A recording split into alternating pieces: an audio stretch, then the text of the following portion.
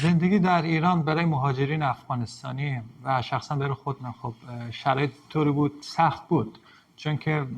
حق مهاجرین طوریه که محرومن از خیلی چیزای شهروندی و پناه حالت مهاجر بودن و برای خود مردم ایران هم زندگی کردن سخته، چون از لحاظ اقتصادی اونا در مشکل خوردن.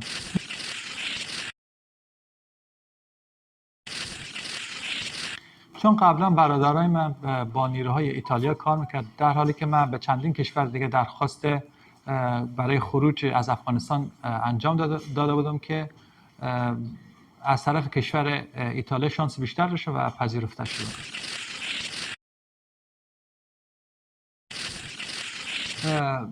احساسی هست که نمیتونم بیان کنم، چون که آدم به چیزی که مثلا علاقه داره و دوست داره او رو هم بگیر با دستای خود مثلا نابود کنه، واقعا یک حسی هست که اصلا نمیشه توصیف کرد.